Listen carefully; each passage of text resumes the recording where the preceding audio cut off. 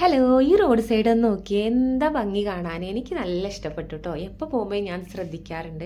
ഇതിങ്ങനെ അലങ്കരിച്ച് ലൈറ്റൊക്കെ കത്തി ഇങ്ങനെ നിൽക്കുന്നത് കാണാൻ നല്ല അടിപൊളിയാണ്.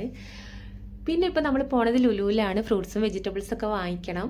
അങ്ങനെ ഫ്രൂട്ട് സെക്ഷനിൽ എത്തിയിട്ടുണ്ട്. എന്തെടുക്കണം എന്നുള്ള കൺഫ്യൂഷനിൽ ഇങ്ങനെ നടക്കുകയാണ്. പിന്നെ ഞാൻ ഈ ഒരു പച്ച കളറുള്ള മുന്തിരീനെ എടുത്തിട്ടുണ്ട്. പിന്നെ ഓറഞ്ചൊക്കെ വാങ്ങിച്ചിട്ടുണ്ട്. പിന്നെ ഇതിലിങ്ങനെ പാസ് ചെയ്ത് പോയപ്പോഴാണ് ഞാൻ വേറൊരു സാധനം എൻ്റെ കണ്ണിപ്പെട്ടു. അതെവിടെയും തപ്പിക്കൊണ്ട് നടക്കുകയാണ്. എനിക്ക് കിട്ടിപ്പോയി. വേറൊന്നുമല്ല, ഇത് നമ്മളെ ഈത്തപ്പഴമാണ്. അധികം പഴുക്കാത്തതാണ് കേട്ടോ ഇത്.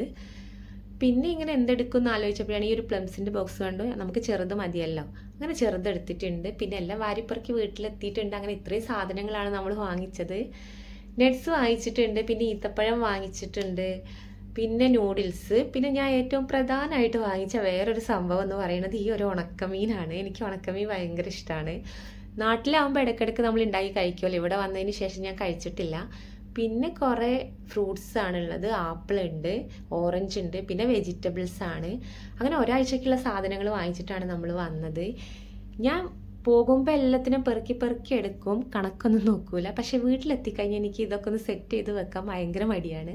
ഇനി സെറ്റ് ചെയ്ത് വെക്കട്ടെ. അപ്പോൾ അത്രയേ ഉള്ളൂ. Tata bye bye, see U.